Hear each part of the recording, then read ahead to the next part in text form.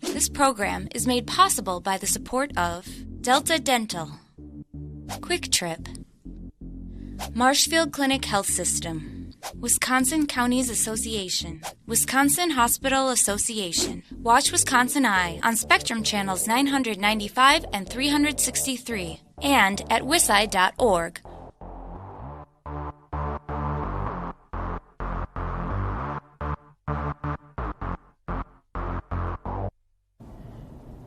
WisconsinEye is in Milwaukee interviewing candidates for Milwaukee County Executive.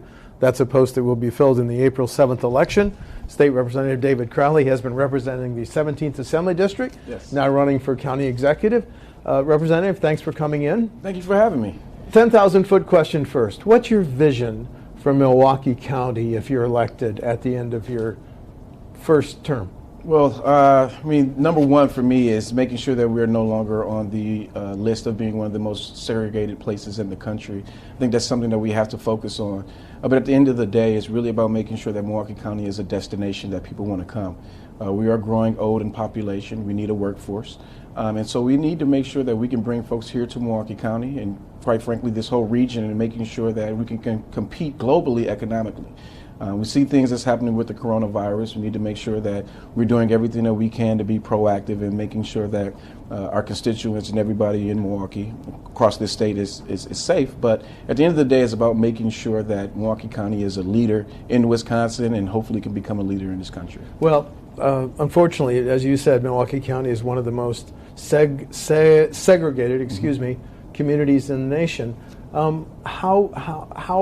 What's your idea of trying to remedy that? Well, one, we just have to bridge many of the gaps that we've seen here in Milwaukee County in general. We have 19 different municipalities that look like 19 different communities, and we need to, one, get on the same page. But we also need to build bridges outside of Milwaukee County. Milwaukee County has been the lightning rod politically for Democrats and Republicans on both sides of the aisle at the state level when we talk about resources. And so we need to become a leader. We need to step outside of our Milwaukee bubble, start to build relationships with not only our neighbors, neighboring counties and local municipalities, but across this state. The issues affecting Milwaukee County are not unique to Milwaukee County, but we're in a much more dire need because of how large we are. But what we see is that many of the issues facing Milwaukee County are facing every municipality across this state, and we just need to find ways to partner up and make some difficult choices and make some changes to make sure that we are meeting the basic needs for our people. Now that you've been in the Assembly for a few years, what is the attitude of Republican leaders about Milwaukee County? Do they not want to fund it and support it? Do they have misgivings? Is Milwaukee County a punching bag for them?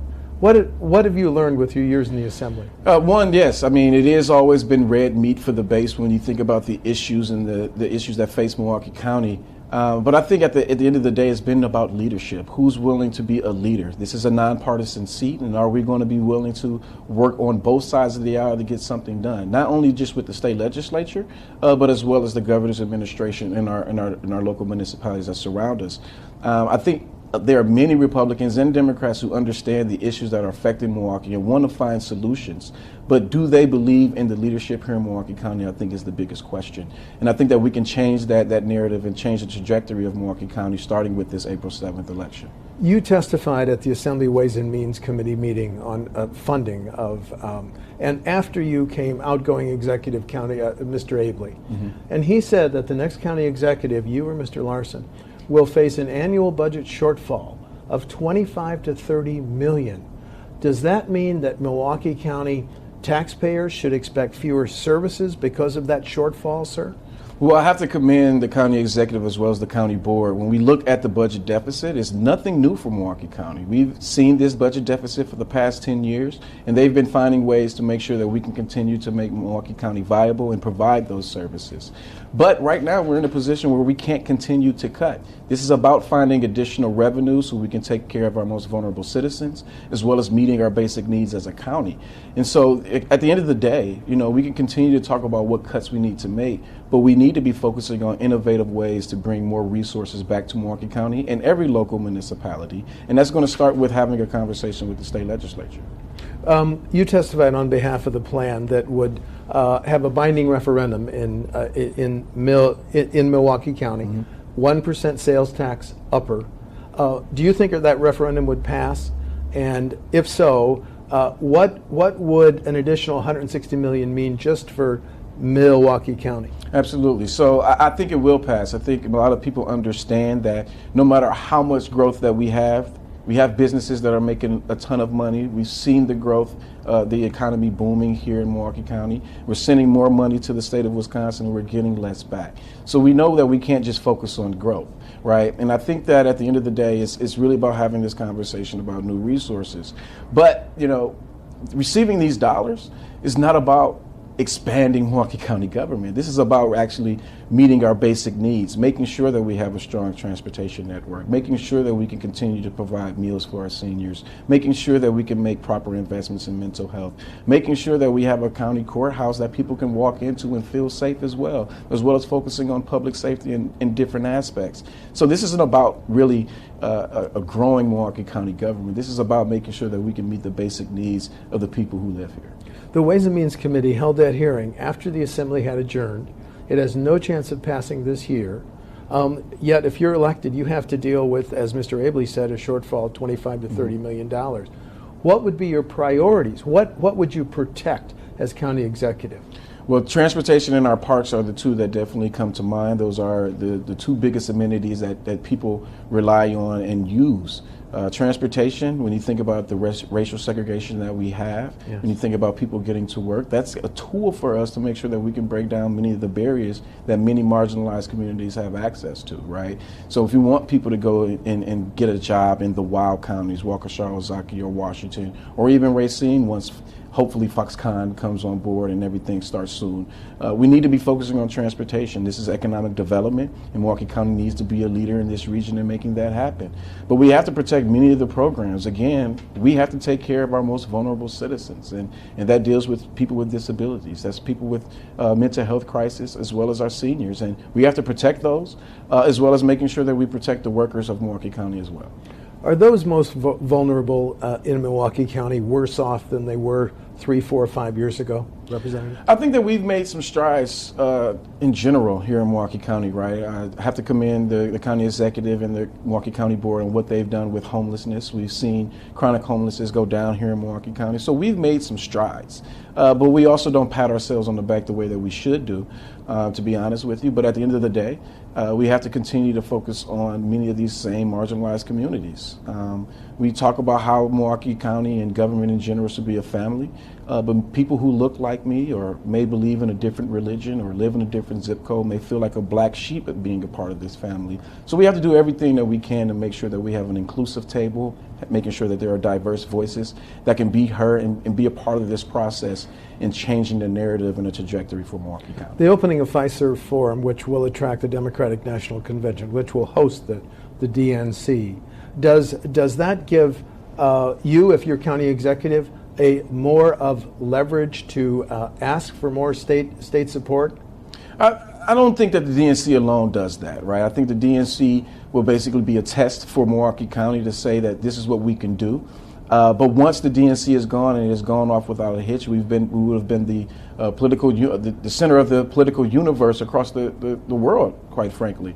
And so it's about how do we utilize this DNC to create more opportunities, to bring more conferences, to spur more economic development. And I think it does start with the DNC, but we have to do a lot more than just focus on the DNC. We have to focus on the issues of segregation. We have to focus on the issues of transportation if we really want to make sure that we're putting ourselves in the right position. Is another issue that you'd focus on as county executive gun violence, sir? I think it's hard to do that through legislation, but we definitely have to utilize the bully pulpit to talk about gun violence here in Milwaukee County. Whether we're talking about mass shootings, what we've seen at Molson Coors is a sad tragedy. But it also we have to look in the mirror and really say that we have some issues. When you think about the rumors that we've had, we know the investigation is still going. But even in communities like the city of Milwaukee, where we see shootings almost happening every day, even though that gun violence is going down, we still need to step up in making sure that we are removing as many illegal guns off the streets as possible. How do you hope to be a part of solving the achievement gap, the gap between white and black students in terms of their scoring on the basic math, English, etc.? Well, one, I think with this election alone, many black and brown children around this city, this county, around this state will see an executive for the first time that actually looks like them and comes from the same communities as them. And so this is really about, how can we also instill hope and encourage our young people to do much better than what we've been doing. But it's also making sure that we continue to fight for more public school dollars. We need to be fighting for that 2/3 funding and making sure that every child here in Milwaukee County and across this state, no matter what zip code they live in, have access to a quality education. And we have to utilize the Milwaukee County Executive's position to do that. What type of a new partnership would you try to create with Governor Evers in terms of support for your county if you're elected? That's a good question. I think really focusing on the shared resources, seeing what dollars that we can bring back. He's doing some things as far as putting more money into transportation, but how can we strengthen that even more to make sure that we're growing as a region? But I think also we have to look at, some of the financial issues that we have here within Milwaukee County. So looking at the pension, looking at health care, what can we do to make sure that we're meeting our obligations, making sure that people have access to a retirement plan, but also making sure that we're not going to bankrupt Milwaukee County. We have to look at what ways that we can partner with the state of Wisconsin, as well as other local municipalities, some of our public school systems as well. When we think about funding our pension and health care, 71 counties do it the same way. We're the only ones that do it differently, and we need to take a hard look at that. Well, the Public Policy Forum, as you know, just came out with a report saying that both the city and the county have pension shortfalls of $2 billion. Mm-hmm. How would you as county exec address that shortfall? Well, one, we have to have everybody at the table who has directly benefits from the pension. And personally, I would like for us to make sure we're meeting our obligations, and so we'll keep a pension system. But what do we do with those new hires moving forward? I think that we have to look at the Wisconsin retirement system for those new hires. It may cost us a little bit more as far as making sure that our current pension system is solvent, but we have to be willing to make those investments because it's going to cost us a lot more down the line if we don't make a change now. So you'd be interested in having new county hires participate in the WRS, the Wisconsin retirement system? I think that's a conversation that we have to start having, absolutely. Is there support for that in the Capitol? Have you talked to the governor about it? We haven't had that conversation right now. Right now it's a part of the campaign that we're running right now. But I think that conversation will gladly happen to have that conversation on April 8th. When he appeared before the Ways and Means Committee, outgoing Executive Abley said, "Well, I recommended a wheel tax. It ran into his word a buzzsaw of opposition, but he still called it the least worst option that I have." Would a wheel tax even be considered by you if you're county exec, Representative? Well, this is really about making sure that the people of Milwaukee County voices are heard. We have to talk to them about what they're willing to compromise when it comes down to bringing more additional resources to Milwaukee County so we can meet, again, our basic needs. If a wheel tax is on the table, it's on the table. But I'm going to focus on how we fund local municipalities through shared revenue. The power is in numbers, and as long as we continue to just talk about this as a Milwaukee County issue, we're doing ourselves a disservice. That's why we have to build partnerships across the state to focus on how we're funding local government. How important is the 2020 census to the financial future of your county? Oh, it's extremely important. I mean, the three biggest challenges, no matter who's the next Milwaukee County executive, is going to be the census, the coronavirus, and the DNC. The coronavirus getting everybody counted is raw dollars that comes back to Milwaukee County and comes back to this state. And I believe that the more people that we get counted, we'll be able to help us out. It's not going to solve our problem, right? Getting everybody counted will not solve the fiscal issues of Milwaukee County, but getting folks counted, one, will let us know what we need to prepare for moving forward as well. How important is the next batch of maps after the, I'm talking about reapportionment and the next drawing of district lines? How important is that to your goals as a county executive? I mean, it's extremely important. I mean, one is just the right thing to do, making sure that, the voters are picking their elected officials and elected officials aren't picking their voters. But it's also going to create some balance right now, right? Right now, the Republicans have almost a supermajority of 3 seats away of basically being able to pass anything that they want without the governor having to veto anything. And so we need to make sure that we have maps that actually reflect reflect what this community looks like, what the state looks like. And I think that will help out not only Milwaukee County, but I think that will help out every voter across the state. Is the biggest capital need of county government a new courthouse? That's one of them. I mean, the safety building and the courthouse are huge expenses, and we have to continue to focus on what we're going to do there. We won't be able to I think we're going to have to build a new safety building, because that's the way to save cost on that. But that is one of the biggest challenges. I think it's about $100 million when it comes down to our capital budget and the deferred maintenance that we've seen. That's going to be huge, and we have to move forward. But Chris Abele, County Executive Chris Abele, stated the fact that if we don't do anything now, and he will tell you that, he's a fiscal conservative. If we don't do anything now as far as bringing in new revenues to fix this issue, it's going to cost us a lot more down the line. Mr. Abele also testified that Milwaukee County has laid off literally hundreds of employees in parks and in other departments. Is that going to have to continue if you're elected, just because of the fiscal realities? I don't think that we need to start from a place of cuts right now. I think that we really need to focus on how do we make sure that we're providing a quality services to Milwaukee County residents while also continuing to fight for new resources. We've seen across the state that people have been going to the ballot box to increase their own property taxes to meet their basic needs, to fund their public schools. And we have to start thinking about new revenues. If we continue to cut, we won't be able to successfully deliver the mission of Milwaukee County, which is making sure that we take care of our most vulnerable residents and make sure there's economic viability throughout the region. If the plan for an additional 1% sales tax is not approved, what's your idea for other new revenues for county government? Well, we have to spur new development, right? And so, one, I think creating an office that's going to be dedicated with seeking out and applying for state, federal, and foundational grant dollars will help us leverage more dollars to plug some of the holes that we see with some of the programming, particularly with parks and Milwaukee County transit system. But I also think that we need to look at be innovative, be creative. And so, for me, I would like for Milwaukee County and the state of Wisconsin to eventually create an open data portal where people can have access to our data that will spur more innovation, show us ways to save more money. Mm-hmm. Not everybody in Milwaukee County has the best and brightest and the monopoly on ideas on how to move Milwaukee County government forward.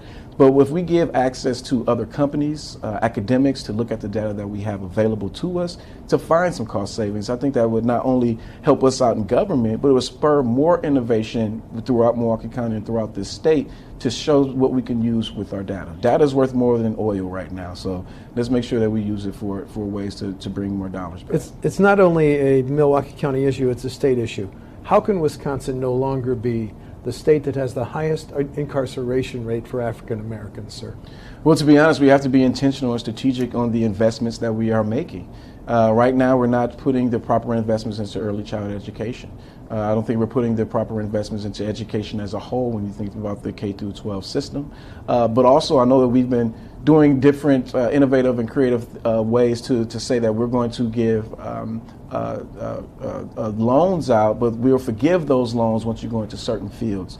But when you think about communities of color, they need help while they are in college, right? Some people have to choose between going to college and going to work to take care of their family and won't be able to pay the bills because they're trying to get an education. And right now we're putting people between a rock and a hard place and having to make some tough choices. But if we're not focusing on early child education, if we're not focusing on criminal justice reform, if we're not being intentional on making sure that we bridge the divide, we're going to continue this cycle that we've been in. And so there is no one answer when it comes down to how you solve this issue. But we have to be willing to look in the mirror and say we have a problem and that we need everybody at the table in order to solve this issue. Then the final question, differences between you and Senator Larson, your opponent on April 7th? Absolutely. So I think we have a lot of things in common. We believe in a lot of the same things. But the difference is, and he'll tell you this self, is that for the past 10 to 12 years, he's been fighting on behalf of Milwaukee County residents. And so have I. But the biggest difference is I've been doing much more than the senator. In his past 10 years, he has not written a piece of legislation that has passed, and we have passed many more. We've passed at least 5 pieces of legislation when Governor Walker was in office, as well as Governor Evers. And when you think about what we need in Milwaukee County Executive, we don't just need a fighter. We need somebody who's going to have a plan and do on day one what this county needs in order for it to be prosperous. Democratic Representative David Crowley represents the 17th Assembly District. He's seeking the office of Milwaukee County Executive. The election is April 7th. Representative, thanks for talking to WisconsinEye. Thank you for having me. Thank you. This program is a production of WisconsinEye, an independent, nonpartisan, nonprofit media network with a mission to inform, educate, and engage the citizens of Wisconsin. WisconsinEye is the nation's first and only independently funded state civic broadcast network, providing gavel-to-gavel access to government proceedings and events at the state capitol.